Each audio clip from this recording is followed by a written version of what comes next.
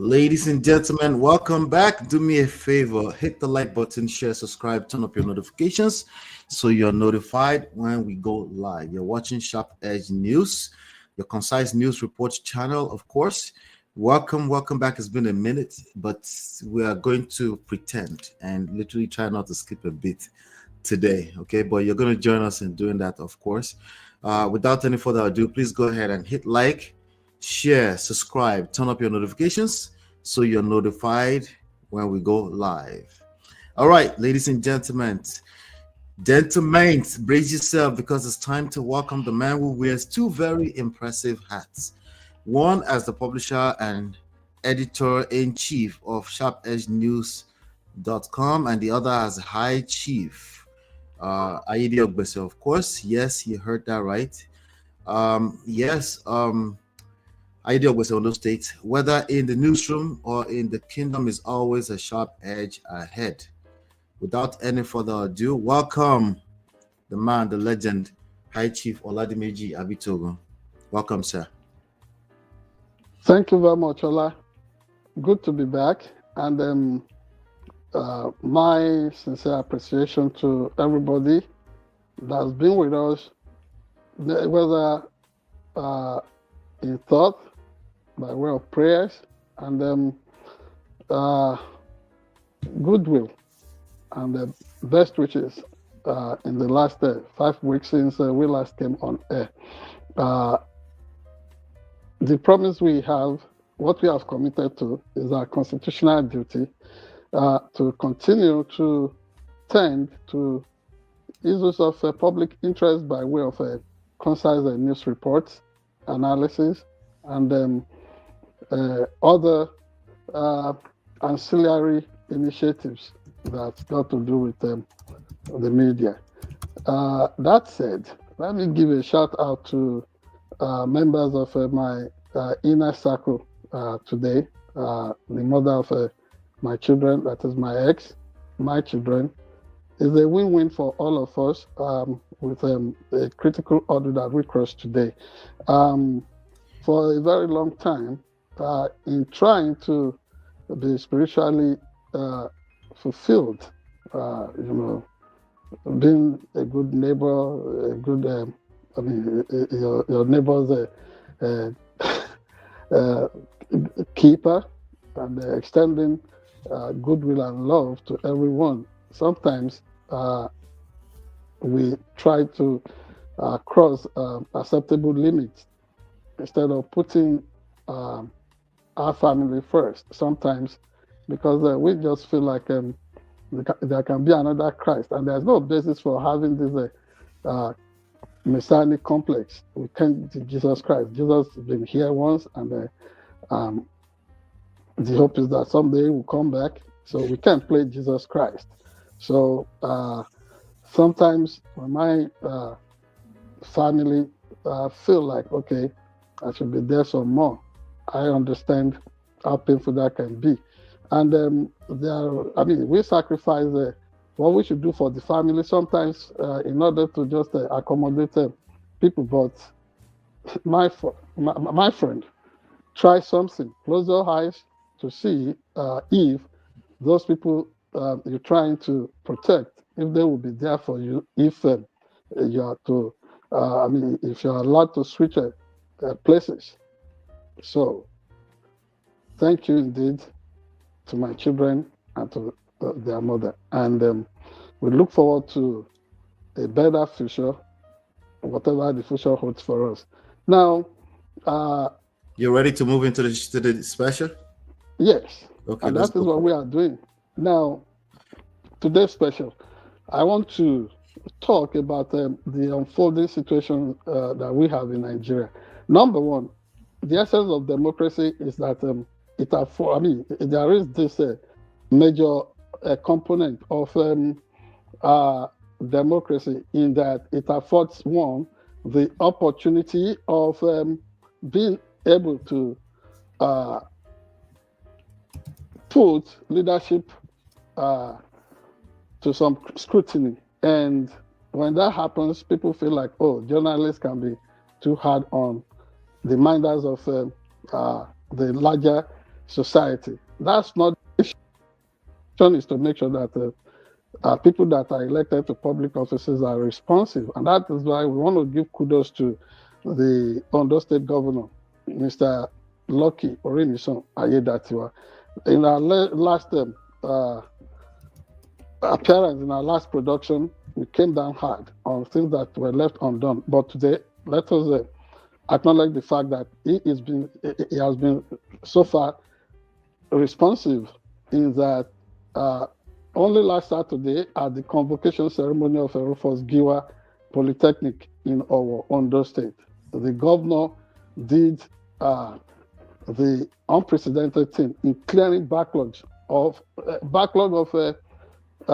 salaries of the workers of that polytechnic. You're talking of piles and arrears of more than 24 months, and people were so excited they really were really closing in on him to lift him up and then celebrate him and jubilate.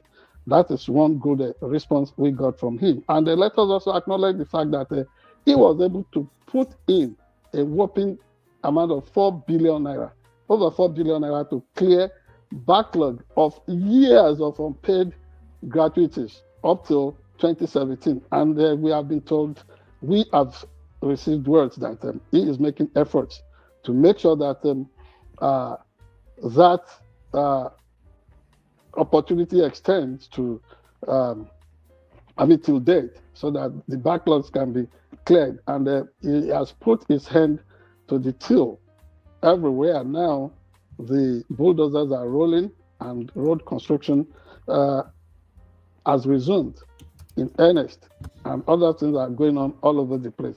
But our assurance is that there should be no slowdown anymore, and we have received assurances that the government at the federal level in Nigeria is also constructing and rehabilitating extensively and in a way that will be worth its while. The road linking Akure with Ijuta-Bolu all the way to Ikere Ekiti and Ado Ekiti, southwestern part of Nigeria. What else has happened in the last few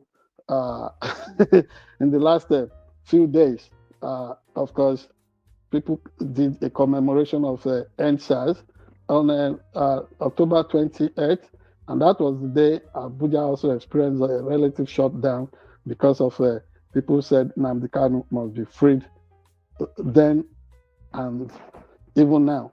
So some progress there, just that we want to appeal to the police in Nigeria to be mindful of how to manage public protest. That is a constitutionally protected right of the people. They have the right to dissent, they have the right to demonstrate, they have the right to peaceful demonstration. What the law says in the case of Nigeria is that the police has to provide protection.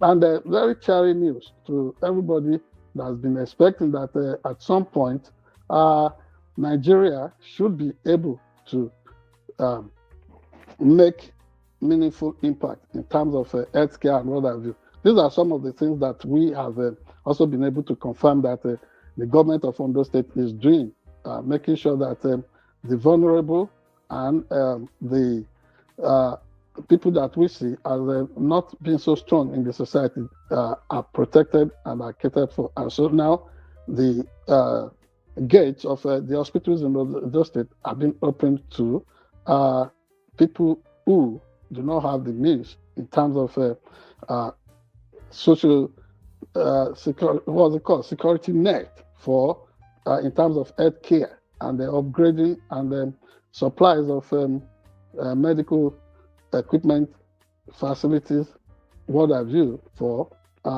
primary health care all over Ondo State.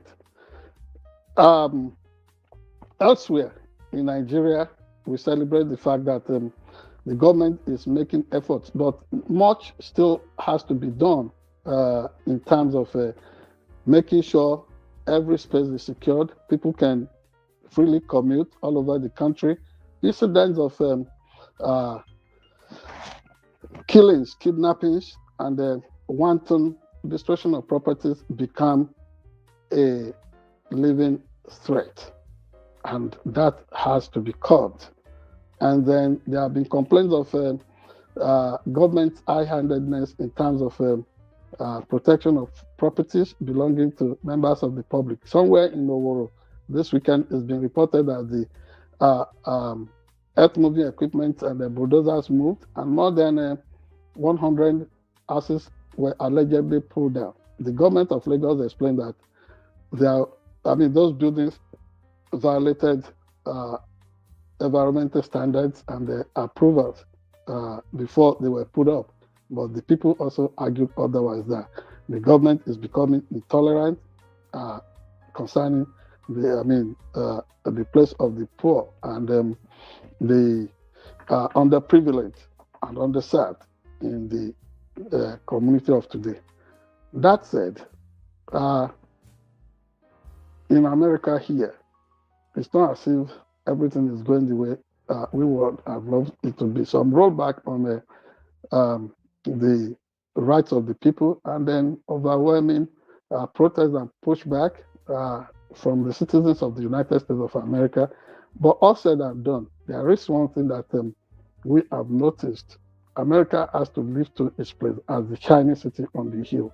Whatever it's not proper about America, some elements who themselves have never really wanted to do good by their people want to use America as it is today to justify their excesses and irresponsible conduct all over some third world and developing countries. And that is not too good. We know that at some point, America is able to restore itself, and that is the hope we offer the rest of the world, that at some point, people will talk to themselves. The seat-tighters, or what is known as this phenomenon of seat-tightism that is afflicting Africa continues. Paul Biya, at over 90, is holding on tight to power and is cracking down on the opposition that is challenging his place in Cameroon and elsewhere. In Uganda, Yoweri Museveni, who is also an old man, says the Gen Zs want him to continue in power. Well, everybody knows what they really want for their system or their country. But nobody should envy the situation in Malagasy, or that is known otherwise as Madagascar, where a former leader is now on the run. Where he is at the moment is not known, and the military inter has taken over the reins. And that is what we do not pray for, not in Nigeria, not in America, not even in our world. We want democracy to be the best choice for every free citizen. That said, we hope that coming back will serve you better. And our appreciation again to everybody that has stood by us, whether concerning personal challenges, whether concerning making sure that we continue to beam our broadcast into your devices or your private homes at any given time. We really appreciate you. Good to be back. Thank you. You can hear me clearly, right, Shay? Oh, yes. All right, Indeed, great. All right, welcome back, everybody. Good to be back. Do us a favor, hit the like button, share, subscribe, turn up your notifications so you're notified when we do go live. We'll be right back.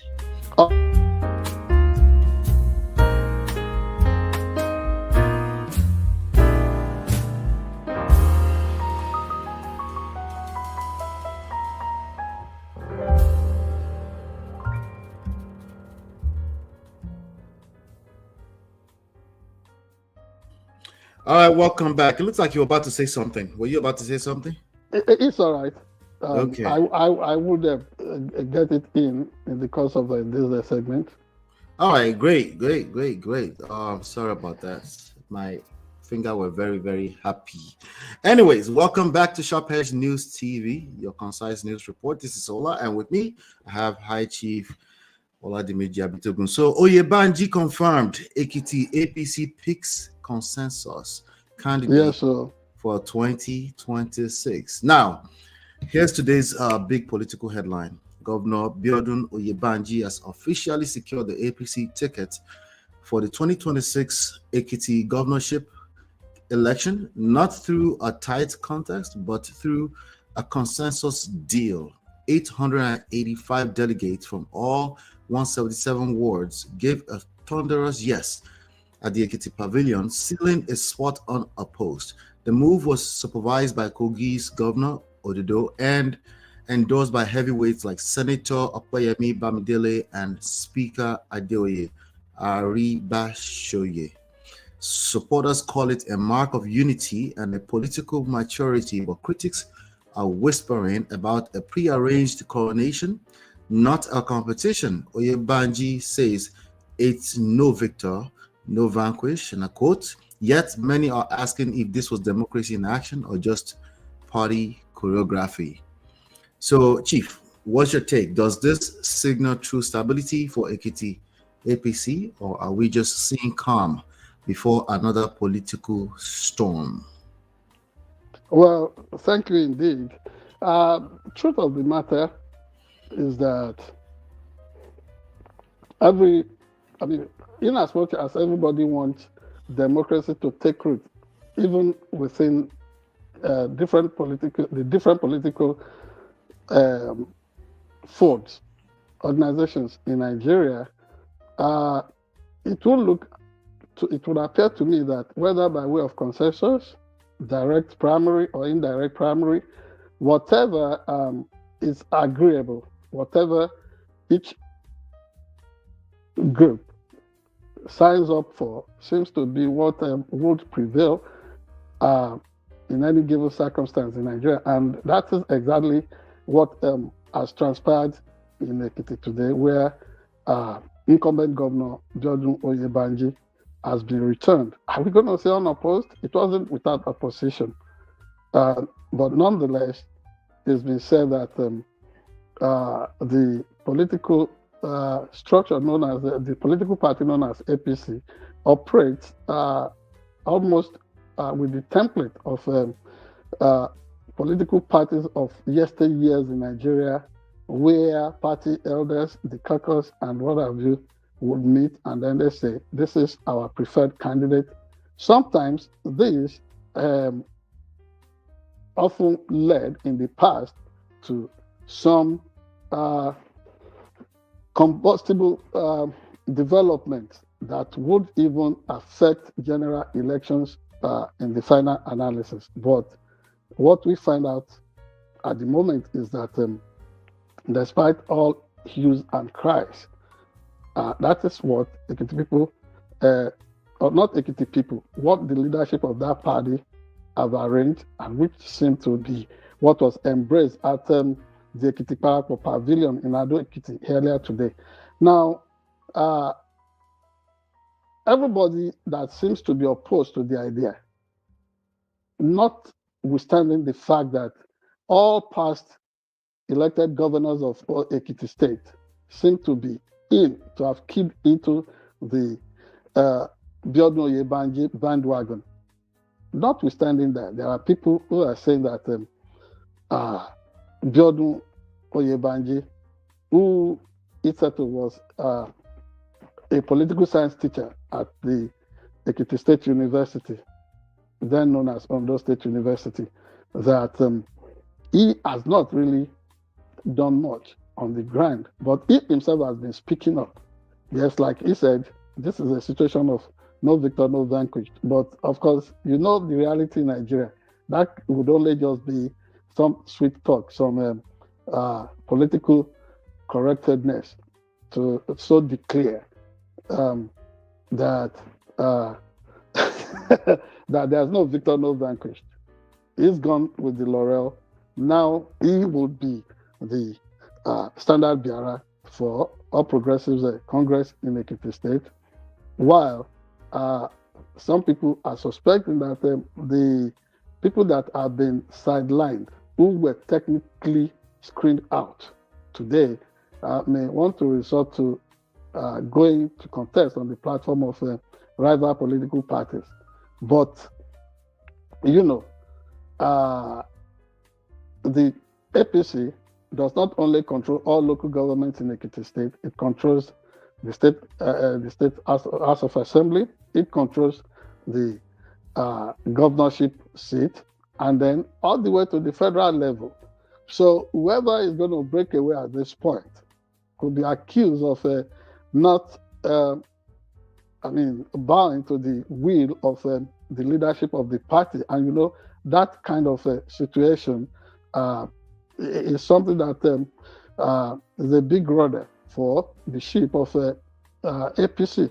That is a well-known standard by them. So whoever is going to be disgruntled is going to be dissatisfied, and they want to exit the party to use the platform of another party may really not go too far. The same trick that's been used to throw up this so-called consensus arrangement may also be waiting to put them in check in a contest that everybody expects to be free, fair, and credible. But you know, the way politicians operate, they would always cry foul. No doubt, the upcoming election in states like Anambra and Ekiti, for that matter, going to be a major litmus test for the new INEC chairman. We see how he handles the situation. That is what I can say at the moment. But yes, concerning today, I do not think that BAO, that is the popular acronym for or alias for Governor Abitogun Oyetola of Ekiti State. He's not going to just look at this as something that's been given to him without much, also without throwing too much punch. Too many punches. The truth of the matter is that it's a major litmus for him to really step up, give assurances, and really, from the speech that he gave, that willingness is there to really make sure that he holds tight and then reconcile. That he reconciles every feuding individuals in the political party. That way, it will be a uniter, and with unity, who knows if the splinter opposition groups all over the state will find it so hard to contain. Yeah, with some of containing. with some of the comments I'm seeing, a lot of the comments are saying, was there a primary? What happened to the primary? That's what a lot of people are saying. Yeah, that primary is what everybody would have loved to see. That is what I described as being either direct or indirect. But also on their plate is this option of consensus, which people do not really think that is a. So many people, or a lot of people, do not see consensus arrangement as addressing the internal democracy sine qua non for the political parties in Nigeria. It's almost becoming an elitist game of the elites, to just say this is the person, which is why some people are saying it's a coronation instead of like a selection, like an installation of some sort. No, it's not yet an installation. Well, it's not an installation, but in terms of the ticket, ticket, it's a selection, basically. Kind of, and they would have loved to see a process that is carefully managed, properly managed, such that every tier, every stage of the whole thing is transparent and open. That, this is a popular choice of every person. And that probably would have translated to direct primary. But since that is not there, is it comparable? Is it comparable to the situation we saw with Kamala Harris selection after the step down of President Joe Biden? But do not forget that the delegates still had to give what's it called, an open expression or tacit endorsement to that, and everybody knew. The delegates were counted, the votes were openly dropped in the boxes. Here, I'm afraid that test may not have been met in Ekiti State. Okay, because a lot of people were crying the same thing at that time. I understand that it's probably a lot more transparent, but people were also crying about the same thing. Like, there was no fair. How could you just come out of nowhere with a Kamala? But well, Ola, do not forget that ancient thinkers, ancient philosophers, thinkers like Socrates, Aristotle, Plato, all discussed the phenomenon of democracy in essence. In essence, that is, altogether, what you find out is that there will be aristocracy within democracy. A minute group would micromanage what should have been an exercise for an entire populace. That is what that speaks to. Now, don't forget that modern democracies are bigger than what obtained in ancient, what's it called, Greek city or city-state of Athens, where every individual, everybody. But do not even forget that even then, with that kind of evolving phenomenon of democracy, it was always rancorous mob, and many of the senators who later became emperors of ancient what's it called, Roman societies or Greek societies, had to fight it out. It was always like a survival of the fittest. And so in our modern time, so much horse trading, some things are done when everybody suppose, there will be Nicodemus moments when people have to move around in the night and trade the votes and weigh the details of the stakes. And so what you have is what you see is what you get. So I think everybody at this point should just work on closing ranks and making sure that they work as one. So long Nigeria does not end up as a one-party state. That is it. Okay. All right. Yeah.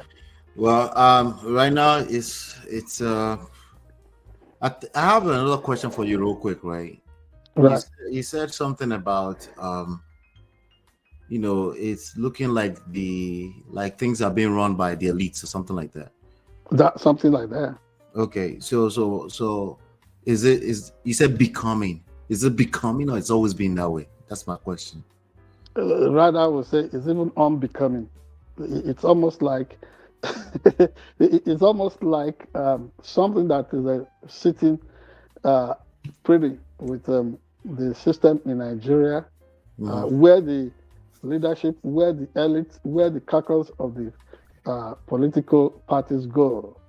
That is where you are likely going to find the pendulum. That is where the pendulum of power will shift. And so, since it looks like Biodun Oyetola is an anointed and preferred choice of the leadership of APC at all levels up to the presidency, whoever is dissatisfied with what has been done can only complain now and then use other means, because the channel of even challenging the thing is almost blocked somehow, because you go to the you go to the law court, they are telling you no court is allowed to meddle in the internal affairs of a political party. So the thing goes back to those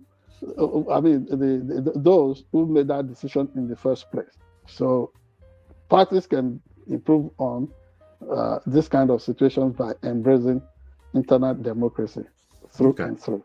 Yes. All right, thank you so much. All right, shout out to Natu in the chat. Welcome back. All right, so I have a question for Yes. For the audience, so we can move on to the next segment. What do you think? Is consensus a sign of unity or quiet way to silence competition in politics? That's my question for you. If you want to engage the comment, the chat, feel free. Okay, so we're just going to move forward. Hit the like button, share, subscribe. We'll be right back.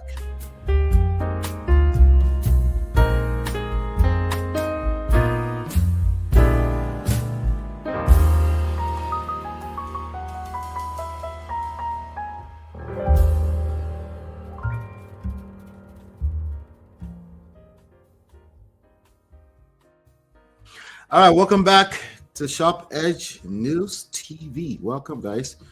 We're just trying to pick up on where we left off, but we're back. So Trump in Japan. This is Ola. I have with me High Chief Oladimeji Abitogun. Trump in Japan, while U.S. government remains shut down. Now, this is one of those moments where politics and optics collide.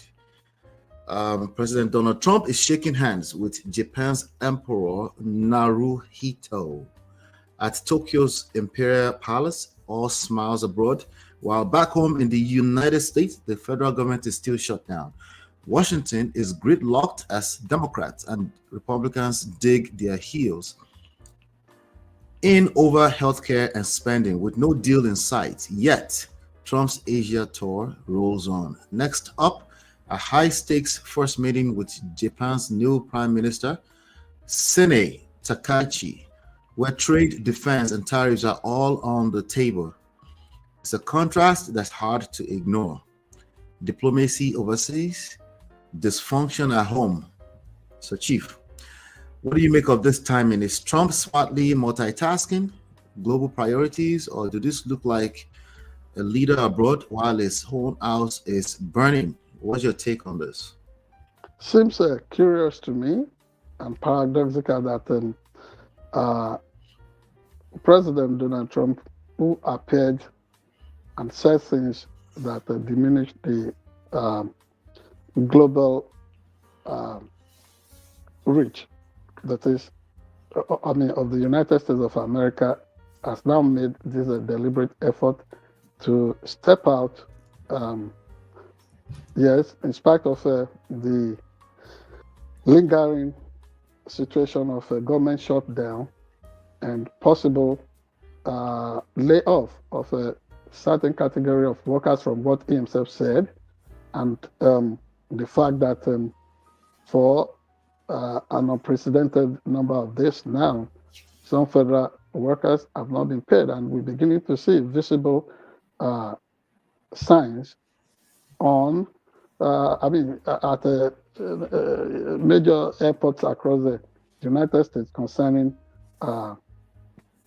handlers of passengers and cargoes and what have you, who are not showing up at work anymore because their pay is not forthcoming. So when President Donald Trump take this swing against what we know of him to not to be somebody who has some muscle or strength about being an internationalist, that really cause for concern. What is driving this major global engagement? And we should also note particularly that there's no. Donald Trump has been to Europe, has been to Arab countries, which they call Middle East, and particularly Israel and what have you. Now is in Asia, and people who have really tried to focus their lens on the character and the politics of Donald Trump may not be mistaken that, okay, so Africa is going to come last on the plate, or what is happening? And nobody is really jostling for his approval or what have you. But look at the attempt at, again, pulling the trigger on a tariff war between the United States and Canada, even as he steps out to the world out there. Yes, I agree with the divided. I mean, some of the opinions are not divided, but then some people who said he should have attended to our domestic issues in the United States here before launching out on this diplomatic shuttle to um, to some Asian countries, if not the Far East. But do not forget that if you spot Mr. Donald Trump today at the Imperial Palace in Japan, you know that he also has this fascination with such grandiose structures. I mean, look at the sudden effort, the undebated, the unapproved, something that was not discussed with us American taxpayers, the effort at reworking the White House with a 90, what's it called? 90,000 square meter ballroom, gold plate, and then tampering with the history and the conservation in the United States here. And you look at some of his international engagements, whether it's about the unproven situation of what people who are being killed on Venezuela seas, people that are suspected of trafficking in narcotics without the approval of the Congress, or the attempt at moving military equipment offshore of Venezuela, and all these things, what is speaking to. Honestly, unless somebody sits down, views critically the direction of things, or what is informing the direction of things for Mr. Donald Trump, it would be hard to place a hand or a handle on what he really wants, what the direction of our foreign policy seems to be to the entire world. That said, some people are also concerned that Donald Trump may be trying to cultivate the friendship of certain countries in his what's it called, in his voyage on this tariff of a thing. Remember, he is also threatening now to hop things against China. Whatever is driving these things, we do not know for sure. Sometimes he speaks extempore, like the desire to possibly meet with the strongman of North Korea if the opportunity is given, even as he also thinks of meeting the leader of China. So all these things put together, we are trying to distill the entire situation, try to make sure that we understand what is in this for us as a country and what is personal for Donald Trump in the entire trip. But he does what he doesn't usually, I mean, he just did what he doesn't usually do. In Kuala Lumpur, you saw him engaging in some kind of dance with the sharing crowd in that country. You don't usually see Donald Trump doing that. But wherever he goes, I know nobody will be able to perform. I mean, nobody will be able to outperform the African audience or his African future possible host whenever he chooses to have a stop in Africa. That is an opportunity the world is waiting for. Hello? I'm here. I'm listening. Yeah. Yeah. I have a question I'm going to ask you. I also want to ask the audience. I'm looking at hold on, let me pull myself to the screen. I'm looking at Marriott and Natsu. Okay, so Marriott says we're waiting for the Bambiala images from the US. He wants worship, adoration, and bribes. Yes, that may be true to some extent. But at this point, I do not think that it would be a good optic for him to see Americans do the Bambiala of a thing. But already, you know what it is. Because of this government shutdown in the United States, food banks are already overflowing with American families just because things are getting tighter. The prices of groceries are spiking already. So something has to be done, something drastic for that matter. Even some of the what's it called, Republican base, people who would not even blink an eyelid before throwing their support behind him during the electioneering period.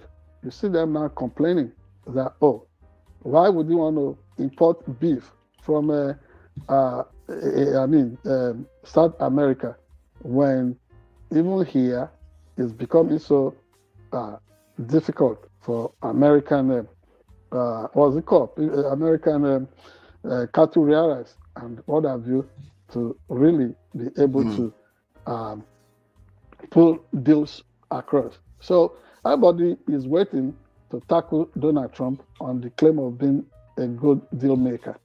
And do not also forget that in several courts all over the country, people are waiting to challenge his policies on deportation, his policies on not just tariff, and how American citizens are picking the bills on those tariffs. Because in truth, those countries that are being, let's use the word, being taxed, I mean, who are expected to pay this tariff? They do not pay the tariff just like that. American consumers ultimately pick the bill. So I'm looking at this. I'm looking in subsequent news about Trump. I'm looking at this on theguardian.com. It says Trump left the door open to a third term. I'm wondering if he's playing with people's emotions here. It says a constitutional impossibility, saying he would love to do it, but wouldn't use a vice presidential loophole, which he called too cute. Am I not ruling it out? I mean, you'll have to tell me. He said in a goggle on Monday. So yes, what's your take he's on not that? just the one pushing hard for this. Of course, you have heard it from one of the leading political ideologues, Steve Miller. And honestly, when this guy flies the kite of an idea, it's something that quickly gains traction, and then before our eyes unfolds as a reality that we must deal with. He has been doing this dangerous, delicate dance around the issue of third term, which, of course, may be unconstitutional. But who knows? If Donald Trump is fascinated by the phenomena of the Paul Biya and Yoweri Museveni of this world, Paul Biya in Cameroon, who at over 90 has just allegedly won the ticket to lead his country again, who doesn't maintain a presence of mind at any public forum. His own child even campaigned against him. And then by the time he finishes this new term that has just... So he's sowing the seed in the hearts of the people that want him to stay there. And they're probably cooking it. Mario says, right, uncle, he's floating it. Next thing, they start working on it. The Supreme Court will make it happen. Who says Africa has nothing to offer the world at times? But that fascination is just hard to me. It's so ironical that he will be fascinated by the road taken by sit-tight leaders in Africa, whether by Paul Biya, who will already be close to 100 years. He's the longest sitting president anywhere in the world. He's been there for over 42 years. I mean, he'll break record. Long before so many adults who have already become grandfathers now, long before they were born. And that of Yoweri Museveni in Uganda. So who says Africa is not really impacting on the world? So maybe Donald Trump is fascinated by this kind of situation, this kind of phenomenon. Who knows? So Africa has something to really celebrate. That yeah, somebody is really learning fast. All right, I'm going to ask the audience so we can move on to the other stories. On a scale of 1 to 10, what are the chances that Donald Trump will do a third term, in your opinion? Just put that in the chat, in the comments, as we move on to other trending stories around the world. We'll be right back.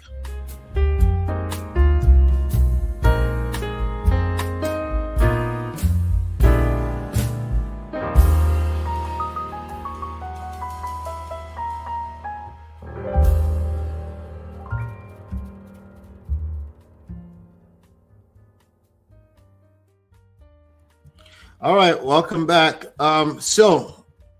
Welcome back to SharpEdge News TV, your concise news report channel. This is Ola, and with me I have High Chief Oladimeji Abitogun. So Kanu drops defense plan. No case submission declared in court. So on today's headline, Nigeria's legal headlines, of course, Nnamdi Kanu, the detained leader of IPOB, has just announced he won't defend himself in his terrorism trial after dismissing his legal team last week and initially planning to call 23 powerful witnesses, including governors, ministers, and ex-security chiefs. Kanu made a stunning U-turn in court, saying there's no valid charge against him. He told the judge flat out that he shouldn't have to defend a case that, and a quote, does not exist under any Nigerian law. Now, this bold no case stands as paused proceedings until November, as the judge cautioned him to seek expert advice. That's one. In other news, Sowore is free after 4-day Kuje detention, illegal arrest, he claims. Now, this one is stirring up some heat. Okay, this was just in the last few hours, actually. Activists and Sahara reporters founder Omoyele Sowore has finally walked out of Kuje prison after 4 tense days behind bars. His offense, leading the hashtag Free Nnamdi Kanu protest in Abuja that rattled the capital last week. He wasn't alone. Nnamdi Kanu's lawyer, his brother, and a dozen others were arrested too, accused of unlawful assembly and disturbing public peace. A Kuje magistrate court granted them bail, but administrative delays kept them locked up longer. Of course, something Sowore calls, and I quote, an illegal detention ordered by an illegal IGP.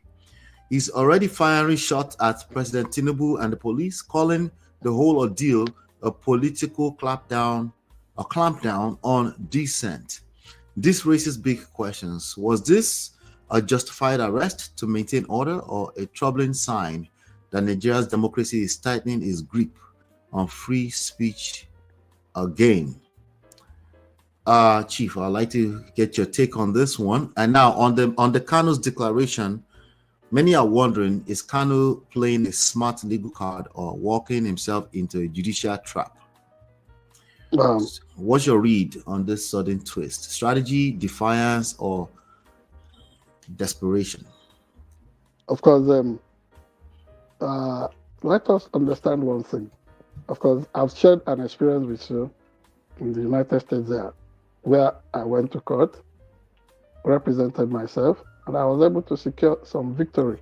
But that victory did not last, because at some point, a lawyer sent me some paperwork, and then, the way I fired back, declaring that action as vexatious and obnoxious and all that. The judge in that matter did not hesitate to advise me appropriately, if it was an order, that I should avail myself of the services of professional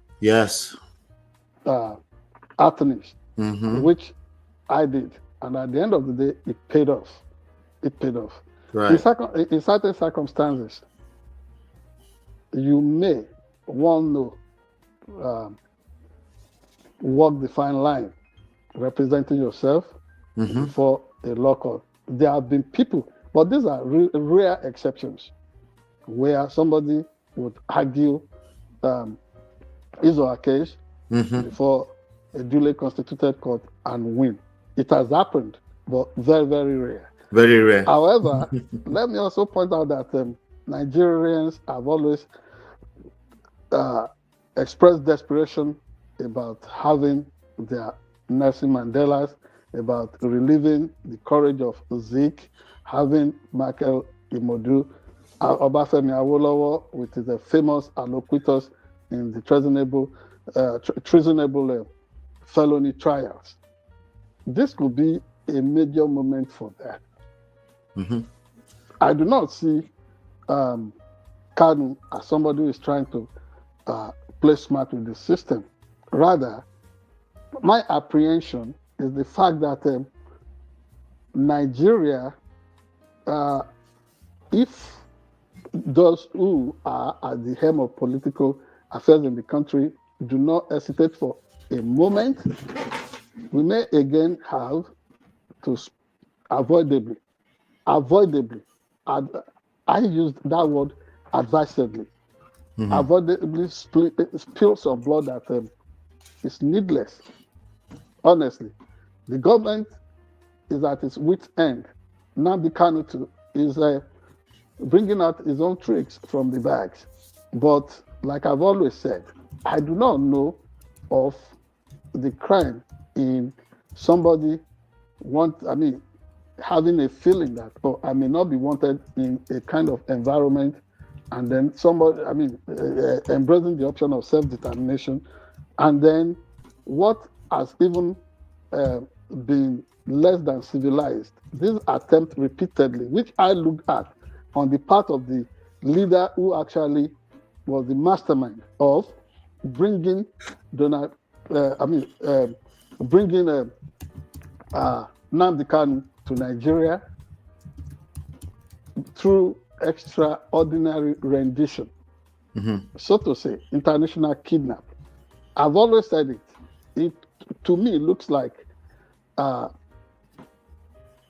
situation in which Buhari really gave himself away as somebody that cannot think beyond certain level. He did it against Umaru Diko in 1983-84. The attempt failed. In the case of, he actually got certain intelligence operatives of a well-known country to create Umaru Diko, the then transportation minister of transport under the SAG administration of Shehu Shagari. Remember, I told you, I interacted with Dr. Umaru Diko in Abuja. I interviewed him, and he expressed regret that he was floating a political organization that no Nigerian wanted to join without him paying them. He said because he had been blackmailed, by the administration of Muhammadu Buhari, that he stole 4 billion naira in those days. That he did not steal any money. So Nigerians were so reluctant to join the political party that he started in 1998, 1999, because they were saying, oh, you went away with 4 billion naira then. That money must have really yielded something. You must put it on the table. You pay us, we will join your party.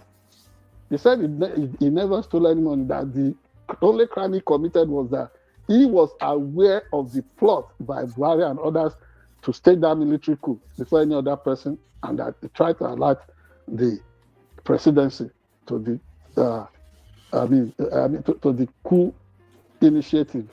Now, why am I bringing that history? Buhari failed to create Umaru Diko to be brought back to Nigeria to face trial. That was an attempt Umaru Diko himself told me was born out of a personal vendetta, that the administration was vindictive just because he had a knowledge of the coup that was in the making. Now, in the case of Mr. Nnamdi Kanu, who had to sack his defense team, his lawyers, and who now came to court today to claim that, well, it's a no-case thing. We have had that before. But I think he should be smarter. He should not allow himself to be killed just like that. If he knows that he has something to live for, then he must have the conviction of his courage to follow through. If he would need, for example, it does not make any sense to me that a senior lawyer like Chief Kanu Agabi would be, told to just hands off a case the way Nnamdi Kanu did. But he is also the person who understands the way the system works. He has not accused of any sabotage. He has not said that. But what we suspect here is that he's been kept in and out of the system, or he's been gagged for almost 7 years now. The case is not ending. You find a similar trait in the way the suspects who were arrested for the bombing of United Nations facility in Abuja in 2011, the way they too are being held today. The case is almost going on endlessly. No system can instill dignity and what do you call it? Integrity with court matters going on and on ad infinitum. I do not think that makes any sense.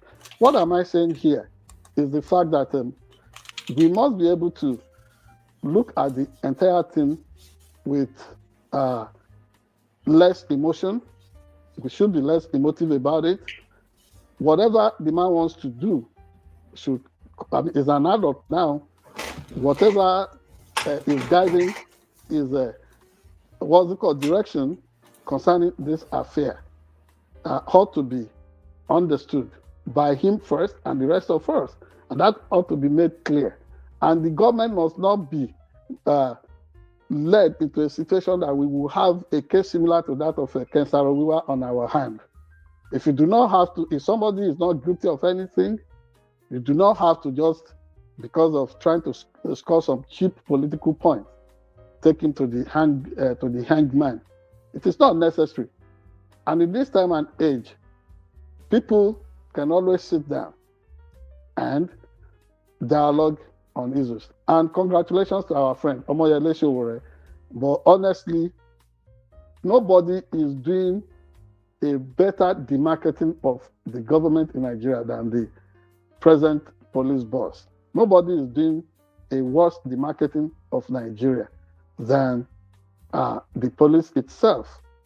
The way the police came out as if it was going to convert some elements, some mutineers in Zambiza during the peaceful street protest on the street of Abuja last week was really disgraceful. To say the least. It portrayed the Nigerian police in a bad light. The same thing for the way they came after Ms.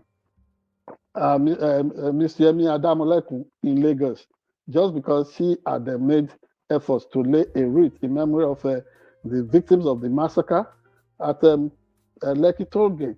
These things should really make us to think about the worth and the quality of the democracy we have in Nigeria today. So whether it's about whether it's about Nnamdi Kanu, Omoyele Sowore, or Yemi Adamolekun, Nigeria is telling us that that country, the leaders of the country, still have a long walk to take before we can end our freedom. But for Sowore, this is almost like his shortest walk to freedom. Congratulations, that is out again. And everybody should just be involved in the Nigerian project. It is work in progress. Nobody can say it is freedom yet. Okay. All right. On my last question about what was that about? On a scale of 1 to 10, does Trump want the third time? Mario says 40%. Or can he get it? 40. She said 40%. You never can predict anything about Americans. After all, FDR who was the Second World War president of America. I mean, that period, I think he got 4 times. He got 4 times. Oyinbo tó ṣe pencil ló ṣe eraser. So, translate that to English. The Oyinbo person that did the pencil did the eraser. So it might just be a process. Mara says they should leave. Now she's talking about Nnamdi Kanu now. So they should leave that man alone. Nigeria might not come back from his persecution. Still shocked they got him down to Nigeria. No speedy trials in Nigeria. The Niger Delta ones were not prosecuted. They got money for their threats.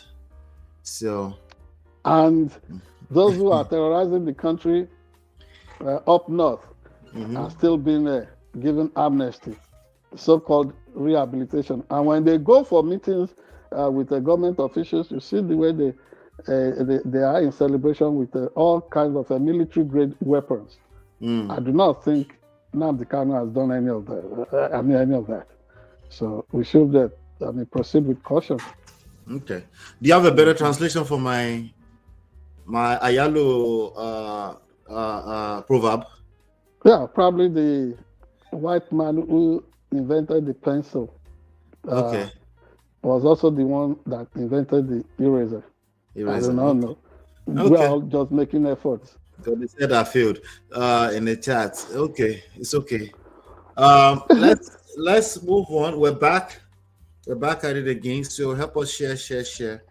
Help us hit the like button, share, turn up your notifications so you're notified when we drop videos, when we go live. Thank you guys for stopping by. Thank you, Natu and Marriott, as always. And one topic we forgot to mention, Ola, is the proposed Anioma state that people like politicians like Nedu Nwoko have been dancing around. I think Nedu Nwoko should be talking about his disarrayed household, not Anioma state. Well, but maybe we can bring that up next week, sir. Yeah, next week possibly. But that would also be a major victory for those who have been saying that.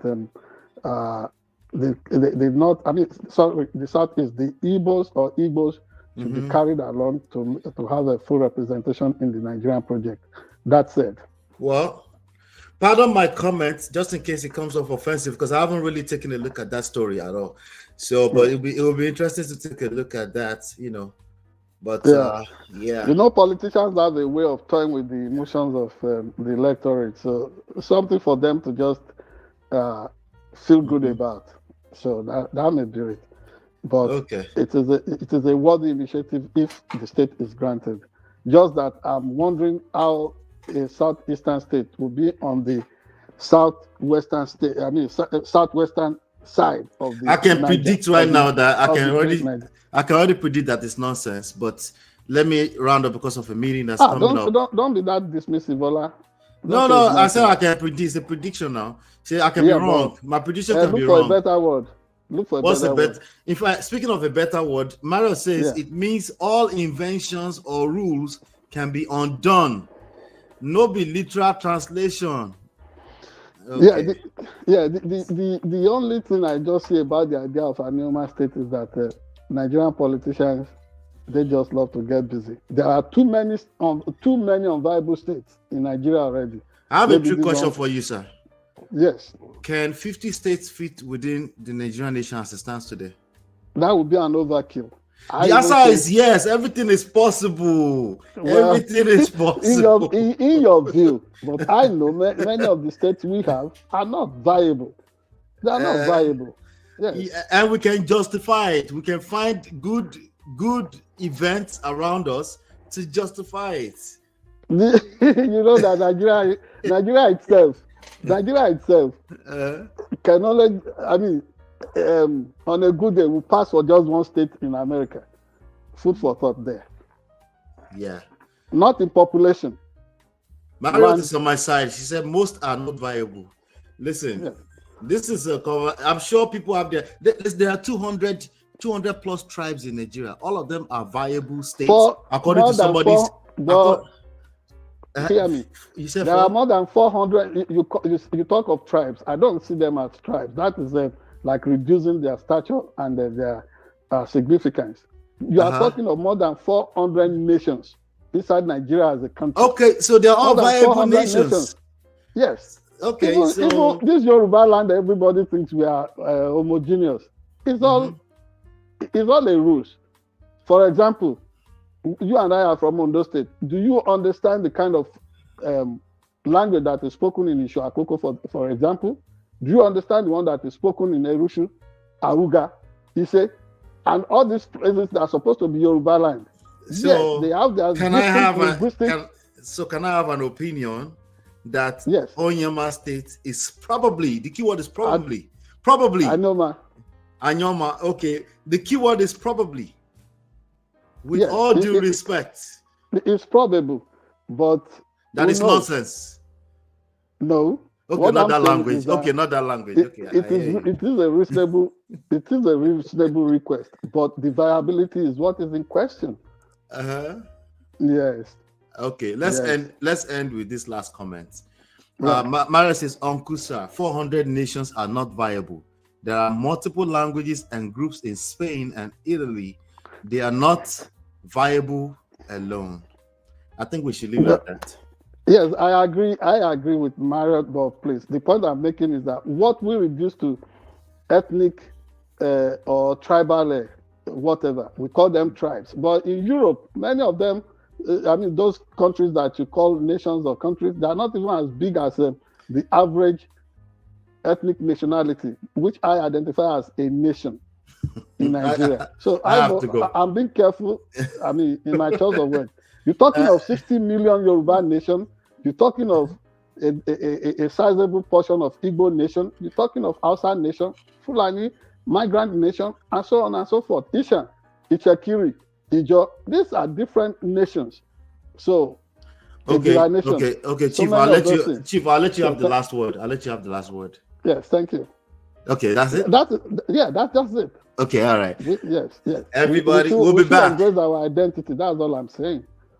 Okay, we'll be back soon. Hit the like button, share, subscribe, turn up your notifications. We'll be right back very, very soon. Take care. God bless.